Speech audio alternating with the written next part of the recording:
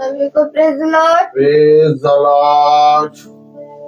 हम सब धन्यवाद देंगे खुदावन को, उन्होंने हम सबको इतना अच्छा दिन दिया है और इतनी बहुत की किरण दी कि हम सब उनकी स्तुति और आराधना करने में पा रहे हैं। आइए हम सब खुदावन की स्तुति और आराधना वचन में चलने से पहले हम सब प्रार्थना को चलते हैं।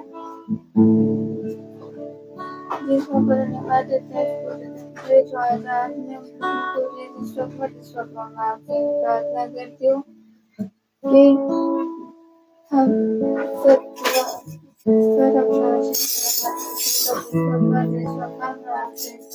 करते हैं। जितने लोग भी फेसबुक के माध्यम से आपका वचन सुनते हैं, सबके घरों पे अपना आपसे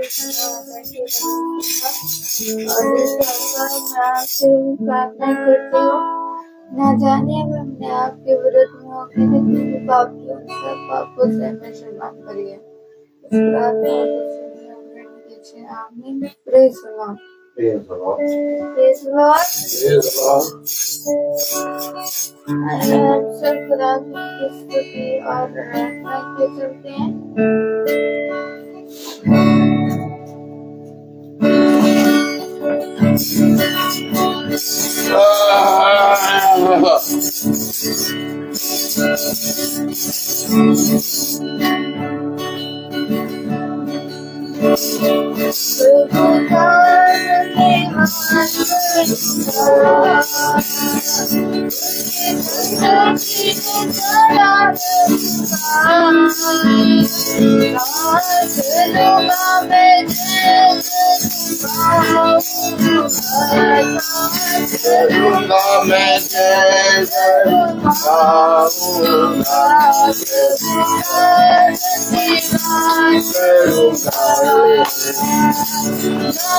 देगी मुझे दुनिया कभी भी कोई सुख और शांति देगी मुझे दुनिया कभी भी कोई सुख और शांति तेरे यीशु के साथ संगति में सदा मिलती खुशी मुझको। तेरे यीशु के साथ संगति में सदा मिलती खुशी मुझको। धन्यवाद करूँगा उसकी संगति में सदा रहूँगा। साथ रहूँगा मैं करूँगा, साथ रहूँगा मैं करूँगा। धन्यवाद करूँगा चाहे वो यीशु ही मेरे जीवन का साथी। जितना अच्छा है वो, जितना धन्य है वो, यीशु ही मेरे जीवन का साथी। मेरी जरूरतों को पूरी करता है वो, कोई गरीब मुझको। मेरी जरूरतों को पूरी करता है वो, कोई गरीब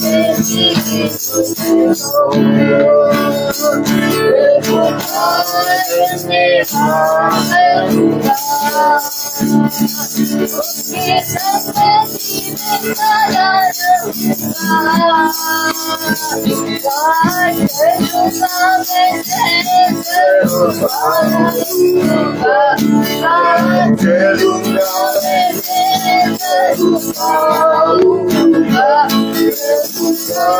धन्यवाद करूंगा। तेरी आयु के दिन भर में सदा तेरी सेवा को पूरी करूंगा। तेरी आयु के दिन भर में सदा तेरी सेवा को पूरी करूंगा। तेरी पासी समान तेरे सारूंगा। तेरी महिमा की कामना। तेरी पासी समान तेरे सारूंगा।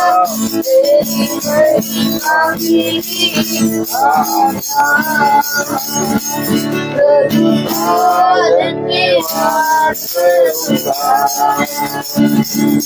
उसकी संगति करूंगा।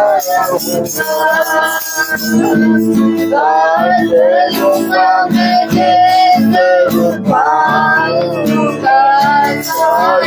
करूंगा मैं जरूर पाऊंगा। करूंगा धन्यवाद करूंगा। करूंगा धन्यवाद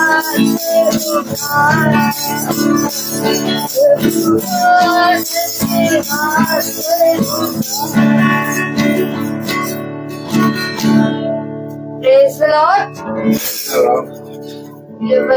ये समय होगा कि हम सब वचन की ओर जाएं और खुदावंद के दास से मैं निवेदन करती हूँ कि वो हम सबको वचन की ओर लेके चले।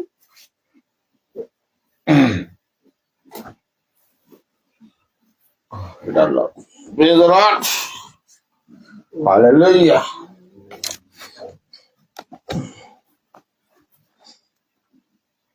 उत्तम बात। ये हम सब भाई बहनों को एक बार फिर से पिता ने अपने वचन के निकट आने का अवसर दिया। अपने आप से पूछें, तब उत्तर मिलेगा। हम बंद कर दो। क्या हम इस योग्य हैं? नहीं। क्या हम इस योग्य हैं कि खुदा के पवित्र वचन को प्रतिदिन सुनने पाए? या हमने कुछ ऐसा परिश्रम या ऐसा हमने कुछ बहुत बड़ा काम किया है जिसके कारण हम खुदा के वचन को प्रतिदिन सुनने पाए? खुदा का वचन प्रतिदिन सुनना यानी कि प्रतिदिन भोज पर जाना है। एक उत्तम भोज, वो भोज जो पिता ने अपने चुने हुए लोगों के लिए ठहराया है। कितनी उत्तम बात कि पिता ने हम सबको अपने वचन से एक बार फिर से स्थिर किया है। भोर की सुबह ये दी है। आप भोर में प्रार्थना हो रही है। भोर में इसलिए हो रही है क्योंकि हमारे स्कूल का स्टाफ आज पिकनिक जाएगा और पिकनिक में हम लोग कितने बजे लौटे क्या हो नहीं मालूम। इसलिए मैं इन सारे चीजों के जैसे ही आता है, जैसे ये सारी चीजें आती हैं, मैं प्रार्थना सबसे पहले सुबह कर लेता हूं ताकि मुझे वो भोज मिले, मुझे वो भोजन मिले जिससे मैं तृप्त होता हूं, जिससे मेरी हड्डियों में सामर्थ आती है, जिससे मैं प्रतिदिन प्रभु के वचन में बल प्राप्त करके चलने पाता हूं। तुम ही बताओ, मूसा कहता है मैं एक कदम भी ना चलूंगा, लेकिन मनुष्य आज खुदा के बिना अपना पूरा जीवन जी रहा है। खुदा की दया मनुष्य पे बनी है, इसलिए मनुष्य उस दया का एक अलग ही तरीके से, पूरी तरीके से इनकार करके उसका दुरुपयोग कर रहा है। खुदा ने कहा जब तुम पर दया हुई, मेरे पीछे बोले, खुदा ने कहा जब तुम पर दया हुई तो क्या ये अवश्य नहीं था कि जिस रीति से तुम पर दया की गई जिस रीति से तुम पर दया की भाई, वैसे ही तुम भी दूसरों पर दया करो। वैसे तुम दूसरों पर दया करो। अब आप एक बात समझ लीजिए कि दया सब मनुष्य पे हो रही है प्रभु की, लेकिन जब हम उस दया को अपने जीवन में ग्रहण करके दूसरे मनुष्य के साथ दया नहीं कर रहे, इसका लेखा पिता लेगा। उसने कहा मैंने जो कुछ तेरे साथ किया है उसका एक एक लेखा मैं तुझसे लूंगा। सुन, जिस तरह से मैंने तुझ पर दया करी, क्या तुझे नहीं चाहिए था कि तू भी उसी रीति से अपने जाति भाइयों के साथ दया करे, दीन बने? मेरे प्यारे भाई बहनों, आज पिता ने हम पर दया की है। पिता कहता है मैं चुप हूं तो तू सोचता है कि मैं हूं ही नहीं।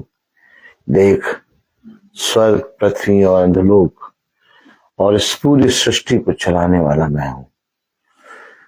बिना मेरे कोई नहीं हिल सकता। मूसा ने कहा मैं एक कदम भी नहीं चल सकता जब तक तू मेरे साथ ना चले। हाँ मेरे प्यारे भाई बहनों, जब तक पिता का वचन, जब तक पिता का सामर्थ हमारे साथ ना हो, तब तक हम पिता के वचन में कभी ना चल सकते हैं और ना ही बढ़ सकते हैं। सीधे होके बैठे, सर ना झुकाएं। Praise the Lord. हम एक कोरस गाएंगे।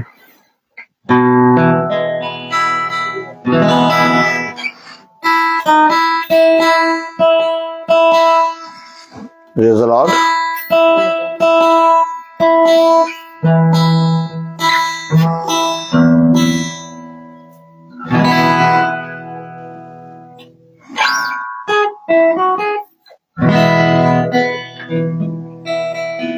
तुझे देखना मैं चाहूं, तेरे और यीशु करीब आऊं। तुझे देखना मैं चाहूं, तेरे और यीशु करीब आऊं। कितना है तू प्यारा प्रभु,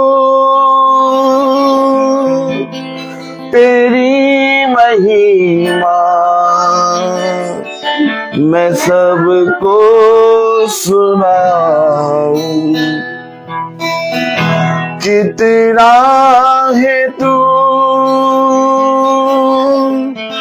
प्यारा प्रभु, तेरी महिमा मैं सबको सुनाऊं। यीशुआ, यीशुआ, यीशुआ मेरे दिल में समा जा। यीशुआ मेरे दिल में समा जा। यीशुआ, यीशुआ,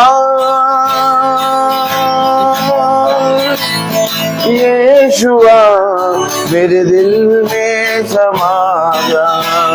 यीशुआ मेरे दिल में समा जा।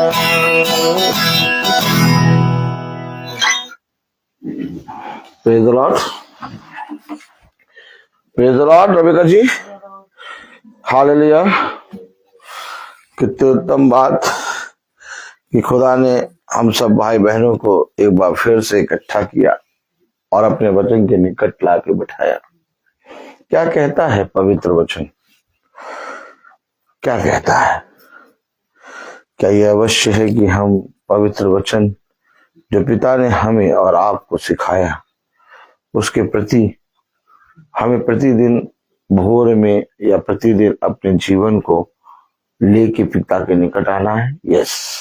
क्योंकि जितना ज्यादा हम अपने जीवन को पिता के वचन के निकट लेके आएंगे, उतना अधिक हमारे जीवन में पिता काम करेगा। उसने कहा मेरे निकट आओ तो मैं भी तुम्हारे निकट आऊंगा। उसने कहा पवित्र बनो क्योंकि मैं पवित्र हूं।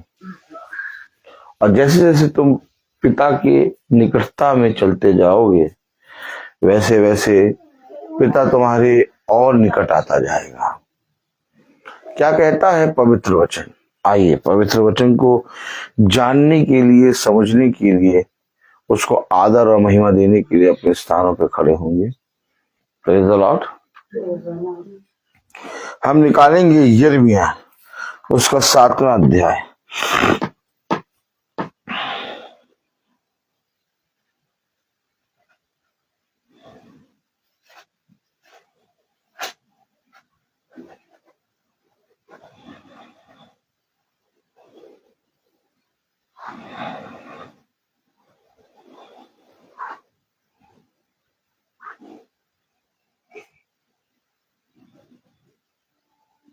हालेलुया।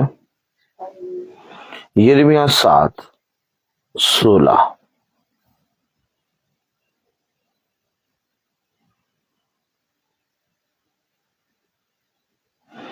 यिर्मयाह 7:16। यिर्मयाह उसका 7वां अध्याय और उसकी 16वीं आयत। यिर्मयाह उसका 7वां अध्याय और उसकी 16वीं आयत में खुदा ने अपने वचन में यूं फरमाया है। हालेलुया। प्रचार के लिए, इस प्रजा के लिए, इस प्रजा के लिए तू प्रार्थना मत कर, ना इन लोगों के लिए ऊंचे स्वर से पुकार, ऊंचे स्वर से पुकार, ना मुझसे विनती कर, क्योंकि मैं तेरी नहीं सुनूंगा। Praise the Lord. खुदावन का वचन जो कि पवित्र है, इस पवित्र वचन को खुदा हम निकम्मों को समझने और उस पर चलने की सामर्थ प्रदान करे। आमीन। हम सब अपने स्थानों पर बैठ जाएं। आपने कुछ देखा, आपने कुछ समझा, कलाम में क्या कहा गया है? हालेलुया। हालेलुया। कलाम में क्या कहा गया है? आपने कुछ सुना? आज लोग कहते हैं भैया हमारे लिए प्रार्थना कर दो, भैया उनके लिए प्रार्थना कर दो, भैया इनके लिए प्रार्थना करिएगा, भैया हमारे एक रिश्तेदार हैं। क्या भैया? भैया भैया क्या? भैया हमारे एक रिश्तेदार है, भैया उनके लिए प्रार्थना कर दीजिएगा भैया। लेकिन प्रभु कहता है, प्रभु का वचन कहता है कि मैंने तुम्हें अपना वचन दिया, मैंने तुम्हें अपनी सामर्थ दी, मैंने तुम्हें अधिकार दिया कि तुम लोगों के लिए प्रार्थना करो और तुम जाओ और जाकर मेरे सुसमाचार का प्रचार करो। जैसा मैंने किया वैसा करने में तुम चौकसी करो। लेकिन प्रभु कहता है कि देख, इस नगर के लिए प्रार्थना ना कर। या तो प्रभु कहता है कि देख, इन लोगों के लिए प्रार्थना ना कर। जब अब्राहम ने प्रार्थना करी, जब अब्राहम ने निवेदन किया प्रभु से सदोम और अमोरा के लिए कि प्रभु यदि उस नगर में 50 हो तो क्या, धर्मी हो तो क्या आप उस नगर को छोड़ देंगे? प्रभु ने कहा हाँ मैं छोड़ दूंगा। फिर अब्राहम ने कहा प्रभु अपने दास को क्षमा करना, यदि वहां 45 हो, धर्मी हो तो क्या आप उस नगर को छोड़ देंगे? प्रभु ने कहा हाँ मैं छोड़ दूंगा। इस तरह से गिनती कम करते करते करते प्रभु अब्राहम एक पे आ गया। हालेलुया। अर्थात अब्राहम की प्रार्थना भी पिता ने नहीं सुनी और उस सदोम और अमोरा को नाश किया। क्यों? क्योंकि उनका पाप खुदा की दृष्टि में बढ़ गया था। हमेशा याद रखिए, पिता कहता है कि अगर अयूब और मूसा और एलिया भी आकर इस नगर के लिए प्रार्थना करें, बोले हालेलुया। अगर अयूब, मूसा और एलिया भी आकर इस नगर के लिए प्रार्थना करें तो मैं तुमसे सच कहता हूं कि उस नगर में से वे एक के भी प्राणों को बचा नहीं पाएंगे सिवाय अपने प्राणों के। तो क्या कहता है प्रभु? क्या है वचन? क्या है वचन? मेरे प्यारे भाई बहनों, वचन को जानना होगा, समझना होगा। एक धर्मी मनुष्य की प्रार्थना के प्रभाव से बहुत कुछ हो सकता है। एक धर्मी मनुष्य जब एक नगर में जाता है और कहता है इस नगर का कल्याण हो, तो उस नगर का कल्याण होता है। लेकिन इसके साथ हमें अपने जीवन में एक पश्चातापी जीवन को जीना ही होगा। जब तक आपके अंदर उस पाप को जो आप अपने जीवन में लेके जी रहे हैं, जिन पापों में आप गिरे हैं, जब तक आप उन पापों से अपने जीवन में पश्चाताप नहीं करेंगे, तब तक मेरे प्यारे भाई बहनों, आपके लिए पिता के दास की प्रार्थना कभी भी सुनी नहीं जाएगी। क्योंकि पिता चाहता है कि इससे पहले कि मैं तुम्हारे लिए कोई कार्य करूं, तुम अपने आप को दीन करके, अपने आप को पश्चातापी करके मेरे निकट आओ। आप समझे? नहीं समझे? क्या कह रहा है यिर्मयाह उसका 7वां अध्याय और उसकी 16वीं आयत में क्या लिखा? इस प्रजा के लिए तू प्रार्थना मत कर। क्यों पिता मना कर रहा है? क्यों पिता मना कर रहा है कि इस प्रजा के लिए तू प्रार्थना मत कर? क्यों पिता मना कर रहा है? भाई, आज अगर किसी से कहो भैया हमारे लिए प्रार्थना कर दो, और अगर वो आपके लिए प्रार्थना ना करे, हैं? आज अगर आप किसी से कहें कि भैया, कोई कहे आप भैया इनके लिए प्रार्थना कर दो, और आप उनके लिए प्रार्थना ना करें, तो वो कहेंगे ले भैया ये प्रार्थना ही नहीं करते, घमंडी है। अगर आप वचन पढ़ते हैं, अगर आप खुदा के वचन को जानते हैं, अगर आप सच में पिता के वचन को सुनते हैं, तो आप वचन से सीखेंगे। और वचन हमें बताता है, क्या बताता है? 16वीं आयत, इस प्रजा के लिए तू प्रार्थना मत कर। क्यों पिता ऐसा क्यों कह रहा है? क्यों कह रहा है पिता ऐसा? Hallelujah, hallelujah, hallelujah. क्यों पिता क्यों कह रहा है इस प्रजा के लिए तू प्रार्थना मत कर? बताइए।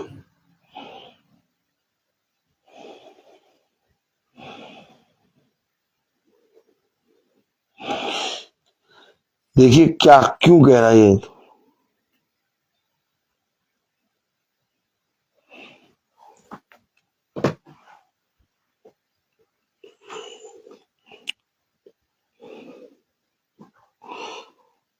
पढ़े 3री आयत,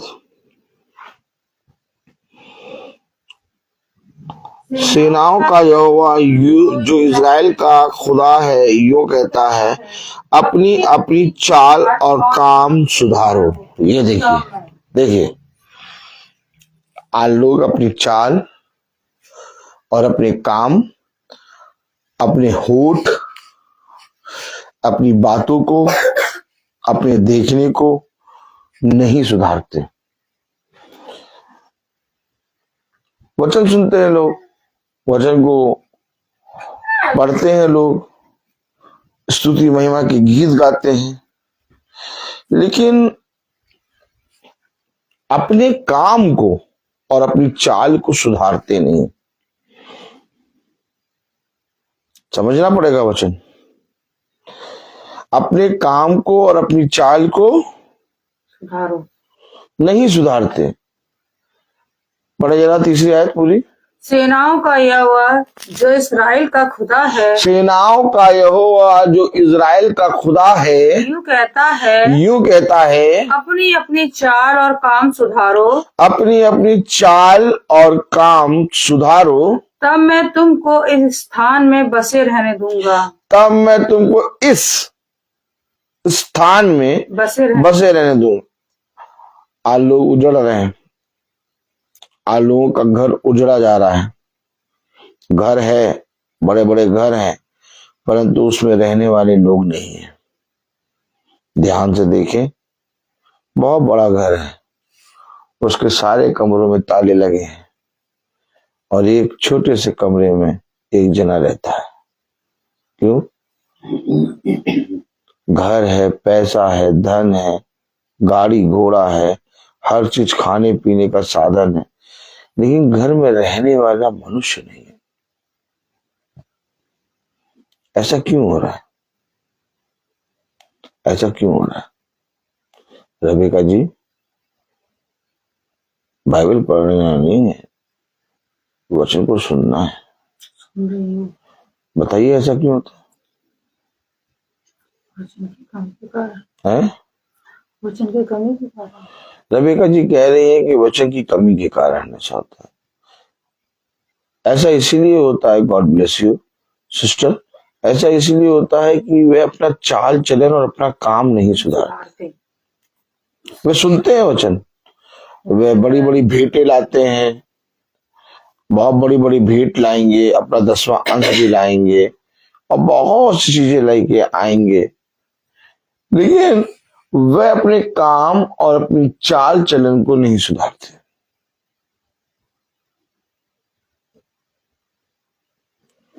आप कुछ समझ रहे हैं? नहीं समझ रहे। अपने काम, अपने चाल चलन वे नहीं सुधारते। देखिए, वचन कहता है कि मैंने तुमको बीज दिया, मैंने तुम पर जल डाला, मैंने तुम्हें ऐसी कौन सी वस्तु थी जो ना दी? हवा दिया, पानी दिया। अब तुम्हें फलना चाहिए था, तुम्हें फूलना चाहिए था, तुम्हें मैंने आशीष दी, तुम्हें मैंने हर एक बात की सामर्थ्य, लेकिन इसके बावजूद तुम फल नहीं रहे। क्यों नहीं फल रहे? क्योंकि हमारे काम और हमारी चाल सुधर नहीं रहे। यिर्मयाह 7:3 में लिखा है, सेनाओं का यहोवा जो इस्राएल का खुदा है, सेनाओं का यहोवा जो इज़राइल का खुदा है, यूं कहता है, अपनी अपनी चाल और काम सुधारो, अपनी अपनी चाल और काम सुधारो, तब मैं तुमको इस स्थान में बसे रहने दूंगा। तब मैं तुमको इस स्थान में बसे रहने दूंगा। जब तक हमारा चाल, हमारा काम नहीं सुधरेगा, तब तक पिता कह रहा है कि अगर तुम्हारा काम और चाल सुधर जाए तो मैं इस नगर में तुम्हें बसे रहने दूंगा, लेकिन अगर तुम्हारे काम और चाल नहीं सुधरे तो मैं तुम्हें इस नगर से नाश करूंगा। मालूम है क्या कह रहा है? मालूम है क्या कह रहा है? कह रहा है यिर्मयाह 7 और उसकी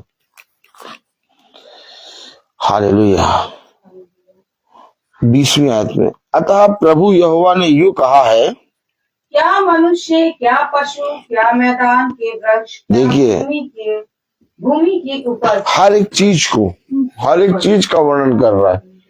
क्या कर रहा है? क्यों? क्योंकि ये अपनी चाल और अपने काम नहीं सुधार रहे, और अपने चाल और काम नहीं सुधारने के कारण कलाम कह रहा है, पढ़े जरा 20वीं आयत, अतः प्रभु यहोवा ने यूं कहा है, प्रभु यहोवा ने यूं कहा है, क्या मनुष्य, क्या मनुष्य, क्या पशु, क्या पशु, क्या मैदान के वृक्ष, क्या मैदान के वृक्ष, क्या भूमि की उपज, क्या भूमि की उपज, उन सब पर जो इस स्थान में है, जो इस स्थान में है, मेरे कोप की आग भड़कने पर है, मेरे कोप की आग भड़कने पर है, वह नित्य जलती रहेगी, वो नित्य जलती रहेगी और कभी ना बुझेगी, और कभी ना बुझेगी। सब पर जो इस स्थान में है मेरे कोप की आग भड़कने पर है।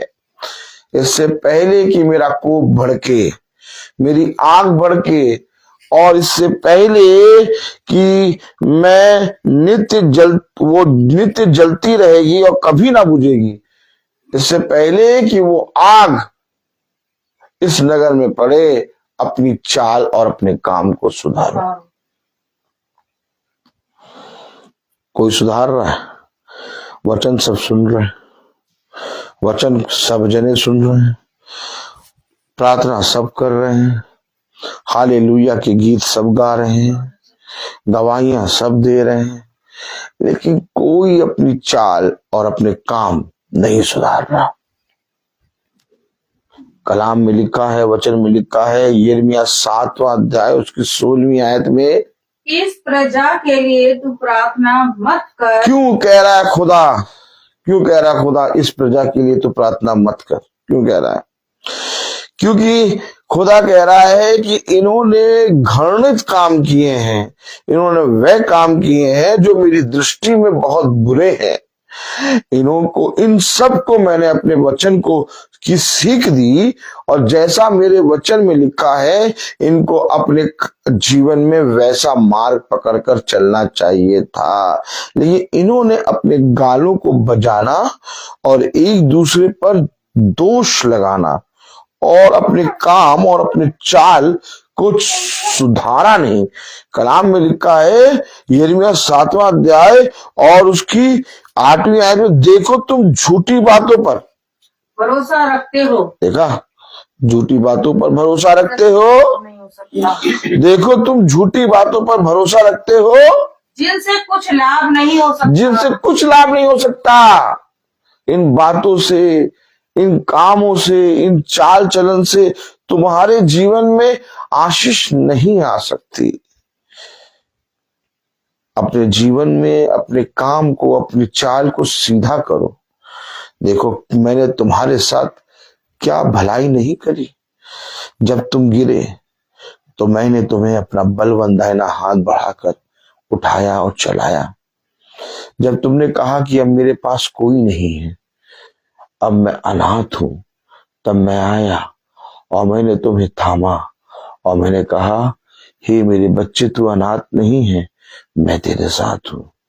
जब तुमने देखा कि इस पृथ्वी पर सब ने मेरा इनकार कर दिया, कोई मेरे साथ नहीं है, तब तुम आए, मैं आया और मैंने तुझे थामा और मैंने तुझे ढाढ़स बंधाया और मैंने तुझे बल दिया। मैंने तेरे टखनों में बल दिया। मैंने तुझे तेल से तेरे सर पे अभिषेक किया और मैंने तुझे चुना। मैंने कहा, देख मैं जीवन भर तेरे साथ रहूंगा। लेकिन आज फिर तुम अपनी चाल और अपने काम वैसे ही घृणित रीति से करने लगे। तुम झूठी झूठी बातों पर मन लगाते हो। कलाम कह रहा, वचन कह रहा, क्या कह रहा, पढ़े जरा 16वीं और 17वीं आयत। इस प्रजा के लिए तू प्रार्थना मत कर। नहीं, 7वीं आयत कौन सी थी? झूठी बात 8। देखो तुम झूठी बातों पर भरोसा रखते हो। देखो तुम झूठी बातों पर भरोसा रखते हो जिनसे कुछ लाभ नहीं हो सकता। जिनसे कुछ लाभ नहीं हो सकता।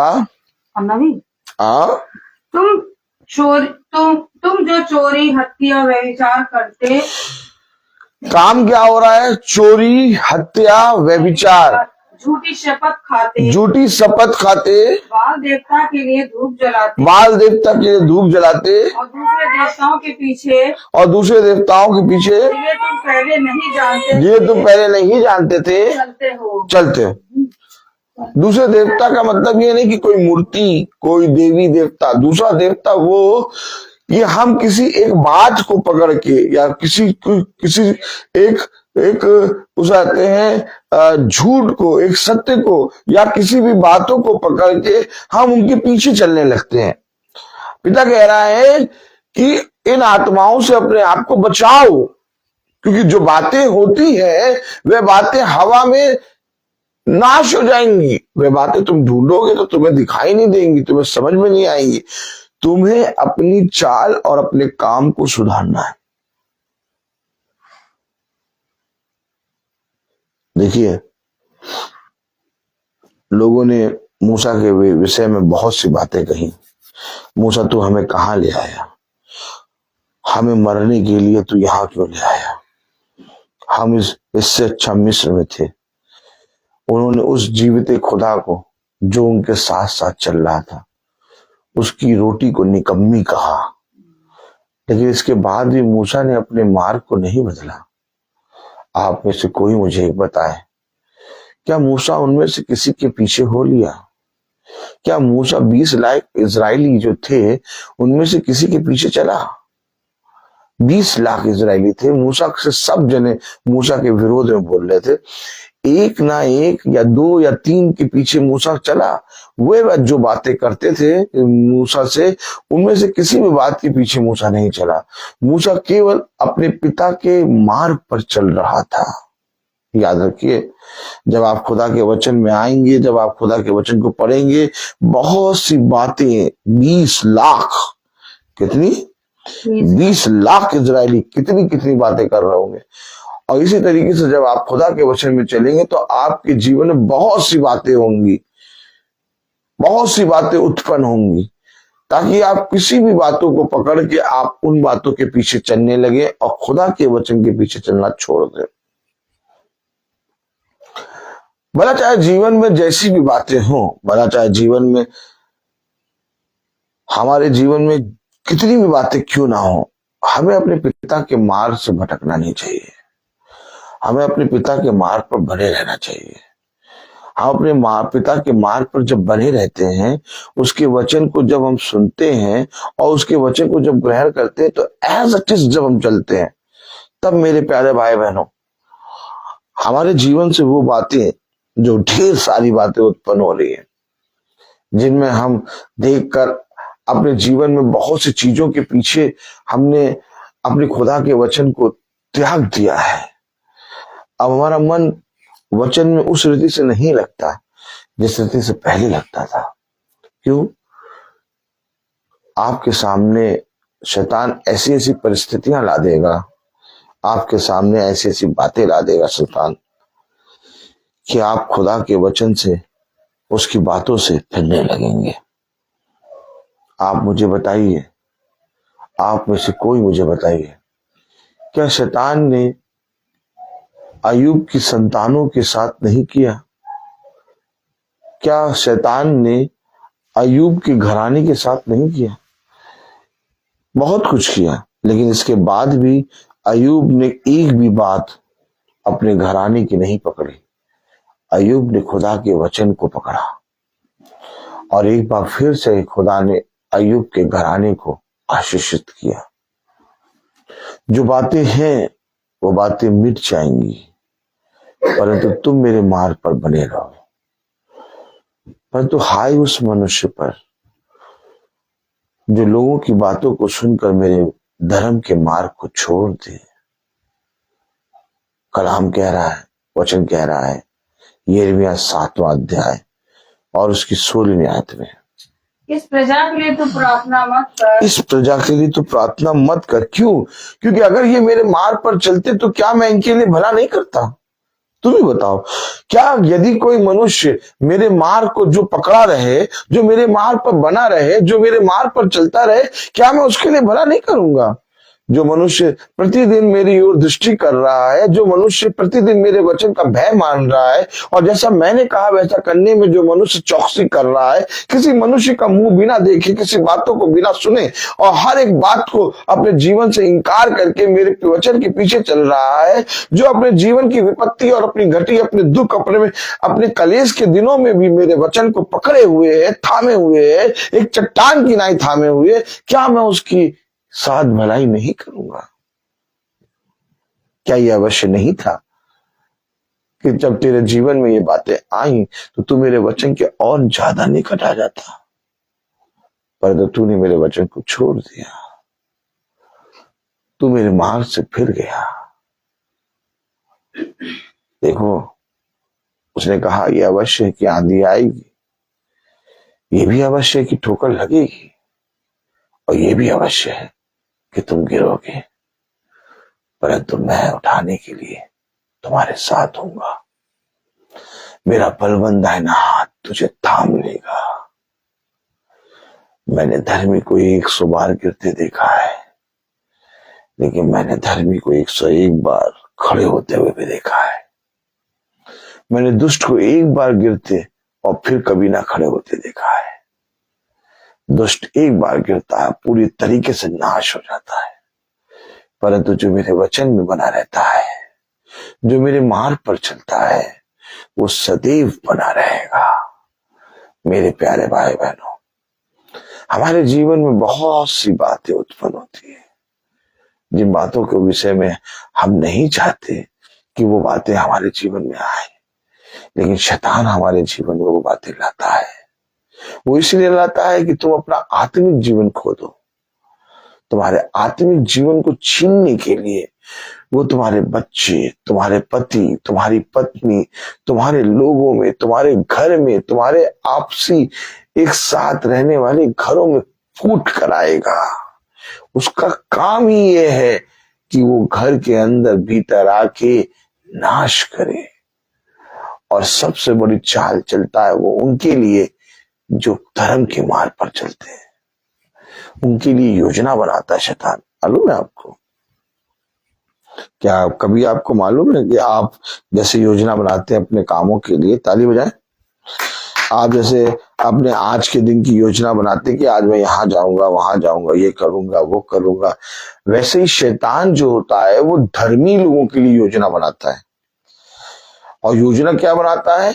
योजना में वो अपने साथ रखता है 1,00,000, 20,00,000, समझिए 20,00,000 शैतान। समझिएगा वचन, कितने शैतानों को रखता है योजना में? 20,00,000 शैतानों को।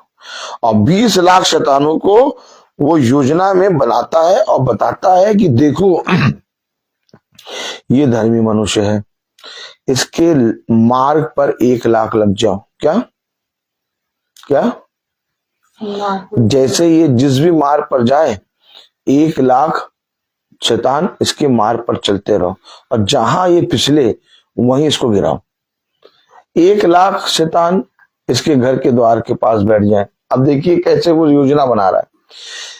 जैसे ही इसके घर से कोई भी बुराई निकले, बस 1,00,000 इसके घर के अंदर घुस जाओ।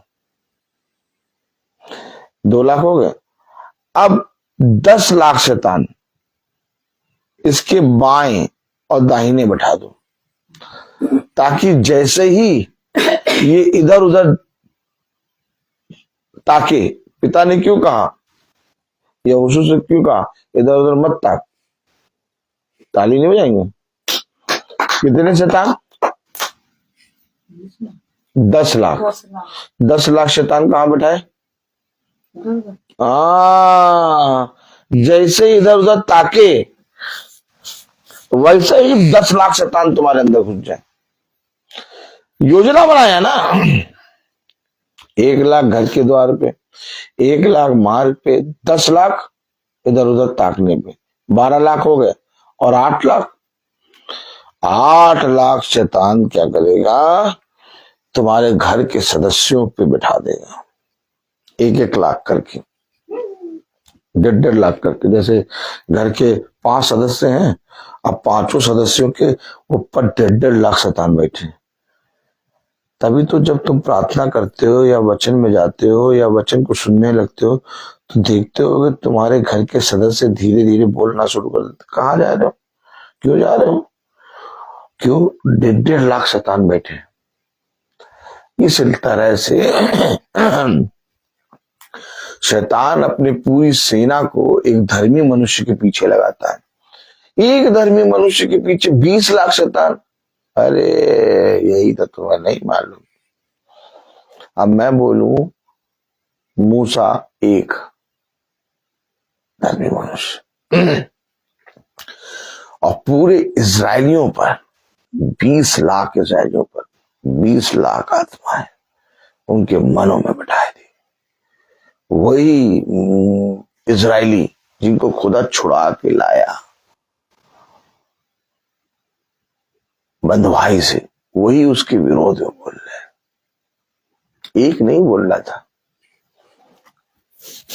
2 नहीं बोल रहा था, सब के सब कहने लगे हम इस निकम्मी रोटी से परेशान हो गया, हमें पानी नहीं मिल रहा, पता नहीं कहां ले आए हो। हम वहां पर अच्छे थे, लहसुन खाते थे, अदरक खाते थे, और क्या चाबुक मारते थे, वो जूता चटाते थे, ठीक था। ये पता नहीं कहां ले आए हो। ना कोई काम करना पड़ रहा, ना कुछ करना पड़ रहा, खाना भी मिल रहा है, कपड़े भी पहने हैं, कोई बीमार भी नहीं पड़ रहा, पता नहीं कहां ले आए हो। वहां थे, वहां बहुत जख्म लहू बहता था, वहां बहुत बीमारियां थी, इतना काम करने के बाद भी एक रोटी देता था वो। देखा देखा आपने खुदा उन 20,00,000 को कैसा जीवन दे रहा था, लेकिन इसके बाद भी उन्होंने उसके विरोध में बातें की। खुदा ने कहा जैसा हो चुका वैसा फिर होगा, मैंने तुम्हें उत्तम भोजन दिया, ऐसा कोई उत्तम भोजन नहीं था स्वर्ग का जो मैंने तुमसे रख छोड़ा। मैंने तुम्हें उत्तम से उत्तम भोजन दिया, परंतु तुमने क्या किया? मेरे साथ बलवा किया। तुम मेरे धर्म के मार्ग से फिर गए। तुमने अपनी ही बातें बना ली और तुमने उन बातों पर मन लगा लिया। तुम गाल बजाने वाले बन गए। मैं तुमसे पूछता हूं, क्या फरीसी ने मरियम मगदलीना को बुलाया था? नहीं, फरीसी ने मरियम मगदलीना को नहीं बुलाया था। मरियम मगदलीना फरीसी के घर फरीसी से मिलने नहीं गई थी। मरियम मगदलीना अपने जीवन के हुए हुए कामों को देखकर अपने खुदा के सामने सम्मुख प्रस्तुत होने गई थी। मरियम मगदलीना नहीं जानती कि फरीसी उसके बारे में क्या बातें कर रहा है। फरीसी कह रहा है कि अगर ये सच में गुरुवर होता तो ये जानता ये कैसी स्त्री से बात कर रहा है। मरियम मगदलीना नहीं कह जानती कि फरीसी उसको कैसी स्त्री कह रहा है। मरियम मगदलीना नहीं जानती कि फरीसी उसके विषय में क्या कह रहा है, फरीसी उसके विषय में क्या बोल रहा है।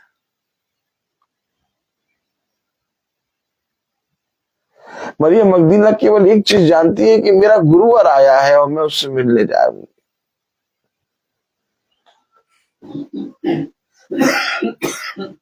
कहां गया तुम्हारा विश्वास? कहां गया तुम्हारा वचन को पढ़ना? आज कई बातों को सुन के हमने अपने पिता के मार्ग को छोड़ दिया। वे ये कर रहे हैं तो तुम क्या कर रहे हो? क्या तुम सही कर रहे हो? अगर वे बुरा कर रहे हैं तो हम क्या कर रहे हैं? क्या हम ठीक कर रहे हैं? क्या एक मसीही को ऐसा ही व्यवहार करना चाहिए? क्या एक मसीह को नहीं चाहिए कि निर्बलों को संभाले? क्या एक मसीह को नहीं चाहिए कि अपने पिता के धर्म के मार्ग पर बना रहे? क्या एक मसीह को नहीं चाहिए कि अपने पिता के वचन की शिक्षा जो उसने पाई है वो अपने जाति भाइयों को दे? क्या हम अपने जाति भाइयों के साथ, भला वे चाहे जैसा भी कर रहे हो, क्या हम उनके साथ सही व्यवहार कर रहे हैं?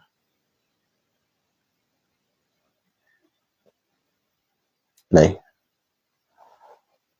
यीशु मसीह कह रहा अपनी चाल अपने काम को सुधारो। यीशु मसीह कह रहा है अपनी चाल और अपने काम को सुधारो। झूठी बातों से फिरो। बहुत सी बातें आएंगी तुम्हारे सामने। कोई कुछ कहेगा, कोई कुछ कहेगा, कोई कुछ कहेगा, कोई कुछ कहेगा। कब तक उन बातों को सुनोगे? पिता ने कहा बोलने में धीमे बनो और सुनने के लिए मेरे वचन को सदा तत्पर रहो। जो अच्छी अच्छी बातें हैं उन्हें चुन लो और जो भी बुरी बातें हैं उन्हें छोड़ दो। बुराई को भलाई से जीतो। क्यों आखिर खुदा कह रहा है इस नगर के लिए प्रार्थना ना कर? यिर्मयाह 7वां अध्याय और उसकी 16वीं आयत में क्या कह रहा खुदा? इस प्रजा के लिए तू प्रार्थना मत कर। इस प्रजा के लिए तू प्रार्थना मत कर। ना इन लोगों के लिए ऊंचे स्वर से पुकार। ना इन लोगों के लिए ऊंचे स्वर से पुकार। क्यों? क्यों ना प्रार्थना कर? ना ही इनके लिए तू प्रार्थना कर, ना ही तू ऊंचे स्वर से इनके लिए पुकार। क्यों? क्योंकि ये झूठी बातें बनाते हैं और ये अपने चाल और अपने काम को नहीं सुधारते।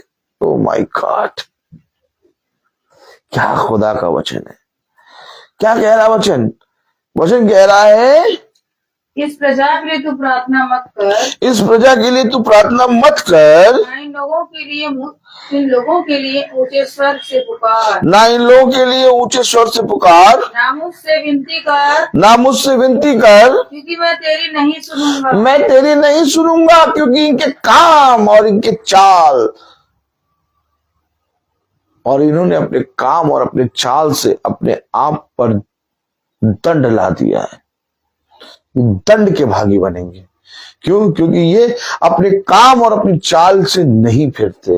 ये वही निकम्मे चाल चलन से चलते हैं।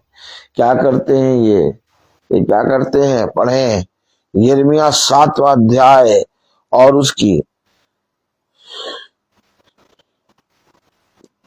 4थी आयत। तुम लोग यह कहकर तुम लोग ये कह कहकर झूठी बातों पर भरोसा मत रखो। भरोसा किस पे रखते हैं? इनके पास बातें बहुत हैं, ये बहुत सी बातें बनाते हैं और उन बातों पर भरोसा करने लगते हैं, उन बातों को ऐसे मान लेते हैं जैसे वही खुदा है।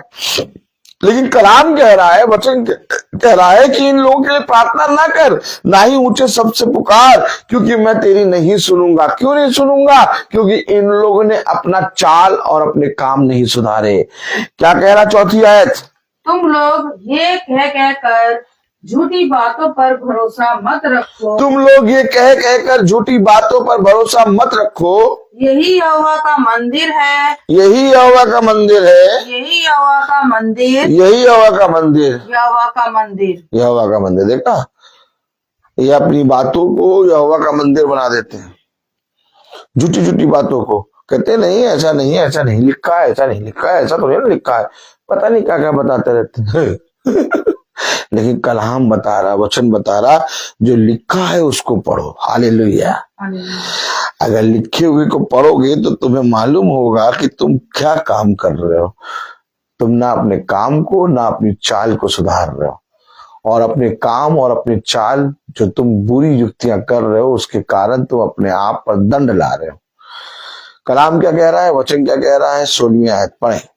इस प्रजा के लिए तू प्रार्थना मत कर, इस प्रजा के लिए तू प्रार्थना मत कर, ना इन लोगों के लिए ऊंचे स्वर से पुकार, ना इन लोगों के लिए ऊंचे स्वर से पुकार, ना मुझसे विनती कर, ना मुझसे विनती कर, क्योंकि मैं तेरी नहीं सुनूंगा। क्योंकि मैं तेरी नहीं सुनूंगा। देखा, खुदा एक धर्मी मनुष्य की प्रार्थना भी नहीं सुनेगा। कह रहा तू इनके लिए प्रार्थना ना कर, क्योंकि ये अपने काम और अपनी चाल चलन नहीं सुधार रहे, ये घृणित कामों में मन लगा रहे हैं, ये बुरे बुरे काम कर रहे हैं, ये बुराई करने में लगे पड़े हैं, ये अपनी चाल चलन को सुधार ही नहीं रहे हैं। ये कह रहे नहीं, ऐसा नहीं, ऐसा नहीं। लेकिन कलाम कह रहा कि तू इनके लिए प्रार्थना मत कर, ना ही ऊंचे स्वर से पुकार। क्यों? क्योंकि मैं तेरी नहीं सुनूंगा। क्यों? क्योंकि इन्होंने मेरे विरोध में बलवा किया है, इन्होंने मेरे विरोध में बातें बनाई है, इन्होंने मेरे विरोध में बोला है। देख, यदि ये मेरे विरोध में बोलते तो भी मैं सह लेता, परंतु इन्होंने निरंतर बुराई करी है, और ये बुराई करने के लिए घोड़े पे सवार होकर दौड़ते चले जा रहे हैं। इनके जीवन में कोई लगाम नहीं है। इन्होंने मेरे वचन को तुच्छ जाना है, इन्होंने मेरे वचन को, जो लिखा हुआ वचन है, उसका हंसी ठड्डा उड़ाया है। इन्होंने मेरे वचन को तुच्छ जाना है। इसीलिए इनके लिए प्रार्थना मत कर, ना ऊंचे स्वर से चिल्ला, क्योंकि मैं तेरी नहीं सुनूंगा। मेरे प्यारे भाई बहनों, जब तक हम अपने चाल चलन को नहीं सुधारेंगे और जब तक हम झूठी बातों से फिरकर अपने पिता के लिखे हुए वचन पर मन नहीं लगाएंगे, तब तक हमारा भला नहीं होगा। पिता कहता है, अपने जीवन में सत्य को ग्रहण करो तो सत्य तुम्हें स्वतंत्र करेगा। जीवन भर अपने पिता के प्रति ईमानदार बने रहो, और जैसा मैंने कहा वैसा करने में चौकसी करो, तब तू और तेरा घराना उद्धार पाएगा। मैं बोलता हर चीज का, आइए मैं आग्रह करूंगा अपनी सहायक से कि रविका जी यहाँ आके प्रार्थना में अगुवाई करें।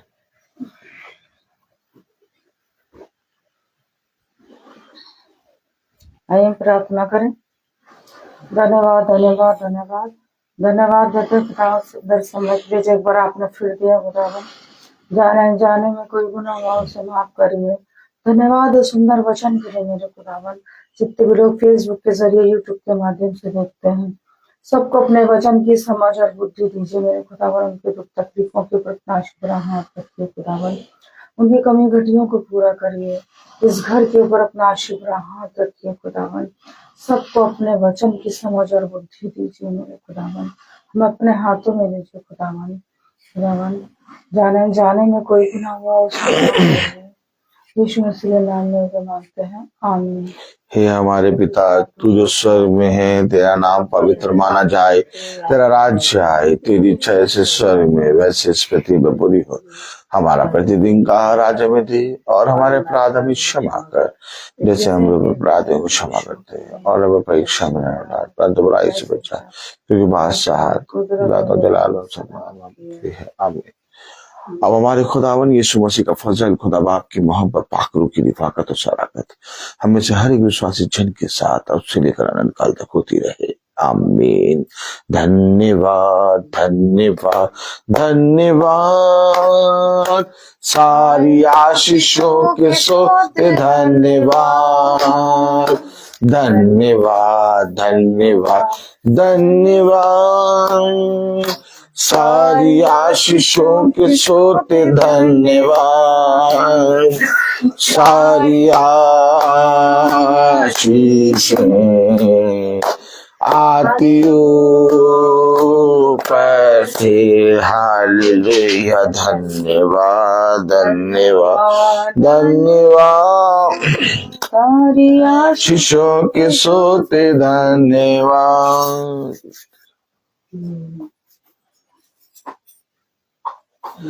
सभी भाई बहनों को प्रेज द लॉर्ड। और सूचित किया जाता है कि जैसा कि आपको मालूम है कि आज की प्रार्थना जो शाम के 5 बजे होनी थी वो आज सुबह हो गई है भोर में, और कल की प्रार्थना संडे को बहन शीला पीटर के घर में होगी शाम को 5 बजे। कल की प्रार्थना शाम को 5 बजे होगी, कल की प्रार्थना शाम को 5 बजे बहन शीला पीटर जो आलमबाग में रहती हैं, बहन सुच्ची और बहन कविता की मम्मी, उनके घर में होगी। सब भाई बहनों को प्रेज द लॉर्ड।